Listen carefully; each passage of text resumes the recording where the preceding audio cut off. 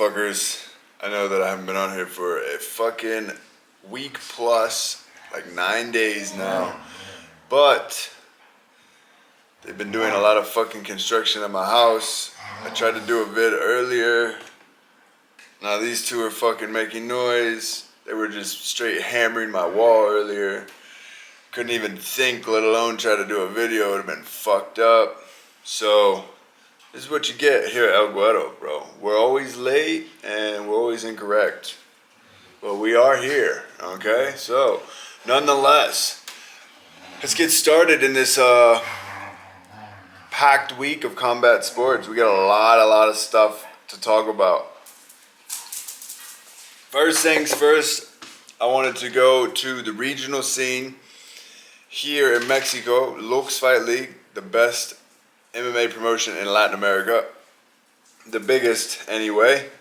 My boy Checo from the gym, Sergio Barajas, crazy dog, fought on last Friday, so 1 week ago today, and won, alright? He won split decision. The judge that called it split decision must have got the names mixed up and just put the wrong score for the wrong name, because it was 30-27 on two judges, and then one judge had it 30-27 for the other guy. Not sure how that happens, and it definitely wasn't 30-27 the other guy. But hey, it is what it is. Sergio fought at 135, which is definitely not his weight class. He's a 25er. This guy was much bigger than him. I mean, they both look good. They're both muscular, fit, ready to go. But that other guy was just significantly bigger than Checo. Checo fucking went in there, said, no problem. Pulled it off. Looks good doing it. At a fucking boy Checo. Anyway, the next day was Saturday, okay? We had Bivol versus Beterbiev, okay? And I know that from what I listened to in the build-up of the fight, nobody can pronounce this fool's name. You pronounce it exactly how you read it. Beterbiev. Do I need to get a pencil and paper out and show you guys, break it down letter for letter for you guys? Because some of y'all couldn't fucking say it to save your lives. Some of you professionales. Anyway, the fight happens, Saudi Arabia, okay? Fantastic fight from round one till the end. Edge of your seat action.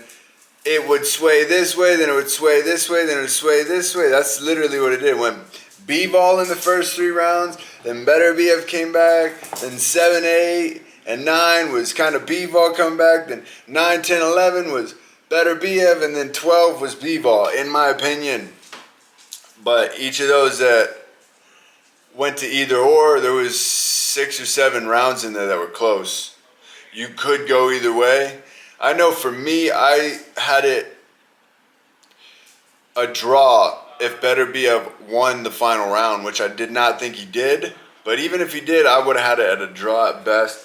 I predicted, my brother likes to fucking gamble, so he said, oh, what should I put? I said fucking Bivol decision. I feel like I hit. I feel like I did right. But the judges did not do right. And then on the fucking live screen, live TV, televised event, Ramzad, I don't know how to say his first name, Kadyrov, pretty much leader of Chechnya, warlord, Putin's fucking homie, shows up. He's in the corner there with Beterbiev. Beterbiev's post-fight interview was a little weird too. He had this guy behind him that kept reminding him to do his inshallah, fucking alhamdulillah, whatever, you know? He kept reminding him to do it, and then he would do it. But if that guy didn't tell him to do it, he wasn't going to do it, so I'm not sure what the fuck that was about. I believe that in that fight, Bivol was the cleaner boxer, landed the cleaner, you know, traditional boxing fundamental shots. Beterbiev didn't look as fundamentally sound as Bivol did, but when he hit, I could hear him on the on the TV, let alone the judges ringside. Maybe that had something to do to sway their opinion. Or maybe it was Kadyrov telling them that their families will fucking die terribly if they don't score for Beterbiev. I don't know. One judge gave it 116 to 112 for Beterbiev. To put that in a different perspective, that's 8 rounds to 4. 8 rounds Beterbiev, 4 rounds Bivol. If they're, dude, we can sit down and watch that fight together right now. I haven't rewatched the fight. I usually don't do that. I watch it one time. I know what happens. I'm good. If there was a lot of controversy on something, sure. This one's a little controversial, not like the craziest thing. I know a lot of people thought Bivol won. Also, Eddie Earn pointed out perfectly that their corner was screaming at Beterbiev in that last round from the end of the 11th going into the 12th. Like, bro, you have to knock him out to win this fight. Like, even his corner kind of knew it, and yet he still wins. Kadyrov shows up, blah, blah, blah, blah, blah. So, I mean, you know what you're getting, bro. Y'all saw freaking Adolf Hitler at a fight. What'd you think you're going to get? A fucking... His guy's not going to win? His guy's going to win, bro. Come on. That's the world we live in, all right? Also, that day was UFC Vegas, whatever the fuck. Apex 98, 99, la. We had Brandon Royval taking on Tatsuro Taira. I hope I fucking said that right. I fucking suck saying this homie's name. But it's not like Beterbiev that just you say it how it's spelled. Like, it's Tatsuro Taira. Sorry, that was fucked up. I shouldn't have done that. Anyway, we do what we fucking want here at Guero Logo. Round 1 to Royval. Round 2 to Tatsuro. Round 3 to Royval. Round 4 to Tatsuro. Round 5, Royval. I mean, both guys showed heart. Both guys showed, you know, they do have what it takes, you know, for this top 5 of the flyweight division. That was a good fight. Kid's young. Kid doesn't have a ton of experience. I'm talking about Tatsuro. So, probably a future champ of the division. He's 24 years old. That was his first loss out of 16 professional fights. Kid's going to be just fine. That's just what Royval does. On Saturday, I picked Royval.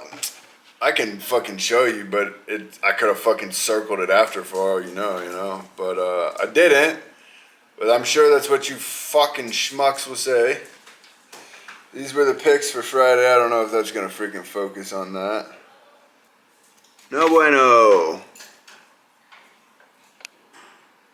Anyway, I picked Royval, Tavares, Dawson, and Rodriguez. I hit 3 out of 4.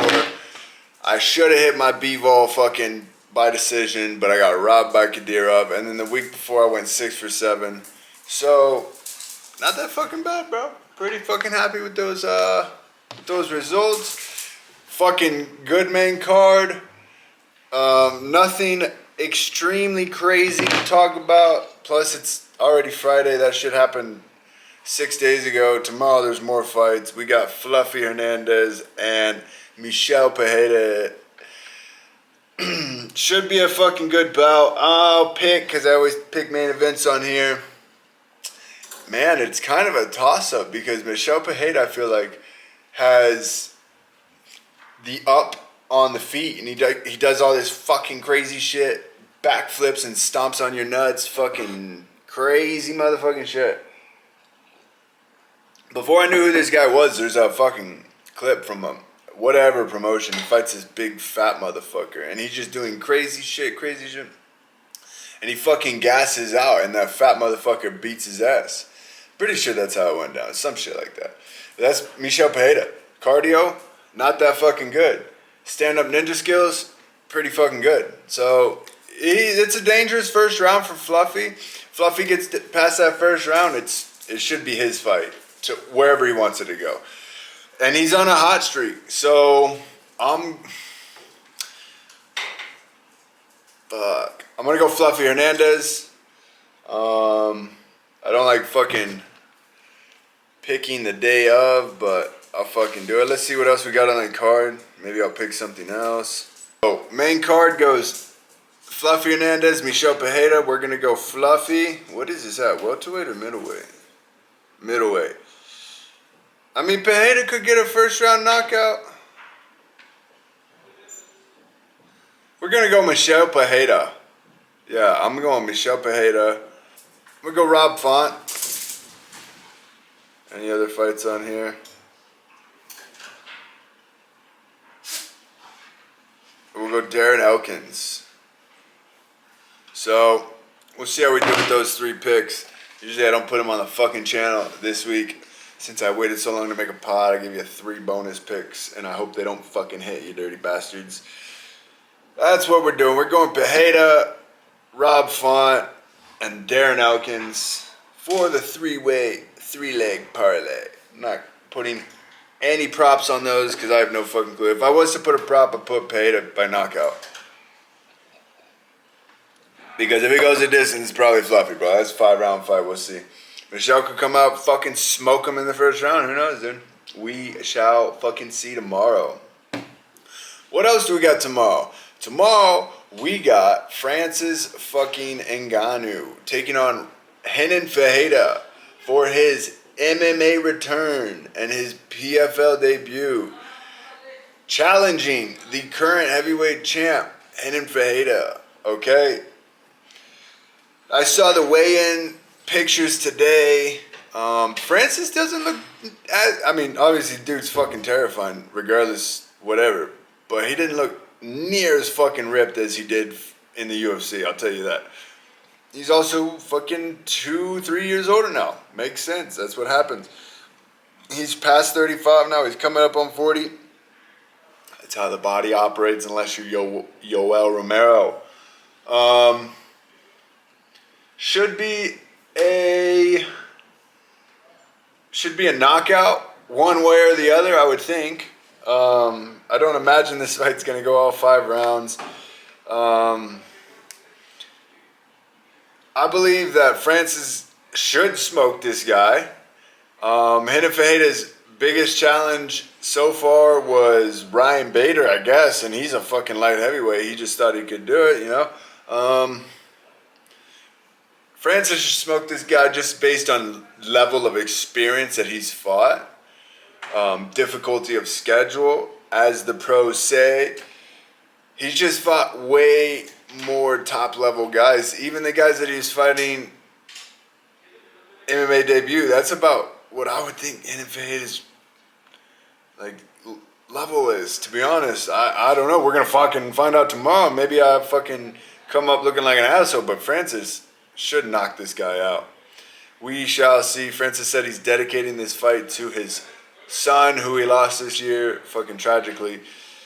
So, I'm going to watch. Not going to pay, but I'm going to watch. Anyway, moving on. What else we got this fucking week, dude? We had Connor just wiling the fuck out at bare knuckle over in Spain. I saw this fucking clip where these 2 fucking bastards fought, and Feldman goes, "Oh, okay, we're gonna give him bonuses, Connor. We're gonna give him bonuses." And Connor says, rips that fucking mic out of Feldman's hands. I think Feldman still had it, but he ripped it over to his face, and he said, "Not only are we giving him bonus, we're gonna double the purse." And it kind of, you could see Feldman's face and thing, and he was just, "Oh fuck, what have I done?" And then Connor just started fucking dancing. Oh my goodness, this guy is never going to fight again. I'll fucking put all my money on. No, I'm not. I won't. Not all my money, but I wouldn't bet regardless. But if I had to fucking choose an over and under if he fights again, he's not fighting, bro. I would say no. I'd pick the over on that. I guess that would be not gonna happen. And if it is, it's... Yeah, I don't think that's gonna... It's gonna be in a parking lot somewhere, and TMZ is gonna fucking release it. That's probably where we'll see Connor fight next, on TMZ. This guy's wilding out. He says now that he's gonna fight Dan Hooker. I mean, dude, Dan Hooker for me on my list of he's top 10 for sure as far as fan favorites for me. Yeah, Dan Hooker. And it got a little rocky there for a while, too. It was a little, it's not hard to be a fan of someone on a fucking streak because I like the guy a lot, like Cowboy. But he had a pretty shitty streak there at the end, but, bro, I'm still a fan, no problem. I was a fan of Hooker before the streak. He went up, fought Dustin, badass fight, didn't win that fight. Then he goes and fights Mike Chandler, gets smoked right away, goes down to featherweight, fights Arnold. Who did he fight at featherweight? I don't even know. Gets not good at featherweight. Comes up, so, Dan Hooker had a rough, then he goes, dyes his hair blonde, gets all these fucking tattoos, goes fucking wild, and he's back, bro. He's back and better than ever. I'm on the Hooker train, and I have been. That's what Conor wants to do next. He said, fuck Mike Chandler. I want Dan Hooker. I hope Dan doesn't sit around waiting for this fight like Michael did because you're not going to get it. Other news. Fucking Cerrone says he wants to return. Going back to my list of fan favorites, Cerrone is number fucking 1. Has been for a fucking while. Buddy, I don't need to see you fight again, dog. We're good. We're cool. He's admittedly on the TRT and he got his hair done, so he's probably feeling like, oh, I'm the fucking shit, blah, blah, blah. And he's, you go watch UFC events, you're like, fuck, I used to do that shit. I'm still that motherfucker. And you are now because of the TRT. But what happens when you fucking get off that shit to fight? Like, bro, it's not going to feel the same, I promise.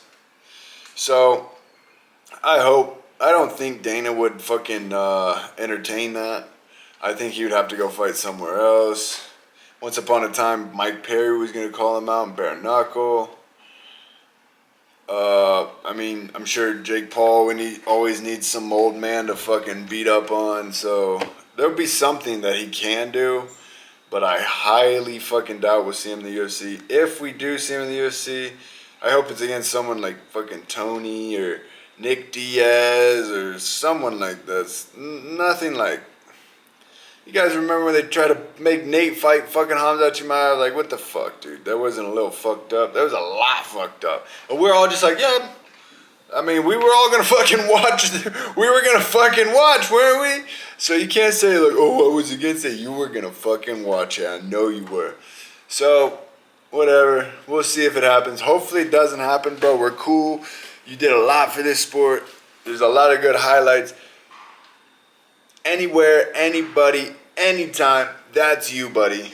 Just you a couple years ago, not anymore. Now you just gotta chill, go be in some movies. Everything's cool, bro. You got your BMF ranch. It's all cool, bro. We don't need you to fight again, Doug. Please. What else we got on the fucking to-do list? That's really all I had to fucking talk about, eh? So... tomorrow we got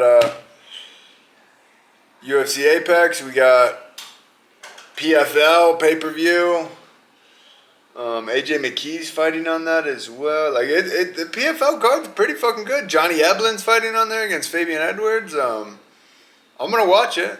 I'm gonna fucking watch it. That's for damn sure. We'll have them going both at the same time. I think, unless. Where is their shit? In Saudi? Because it might be during the day then. Maybe I'll watch them separately at different times. I don't know. But I'll be watching. And hopefully I can get back on this fucking YouTube's faster than next Friday.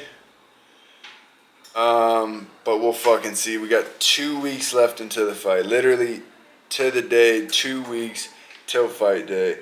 So, pretty focused in on that. When it comes to making a video, I fucking blank out and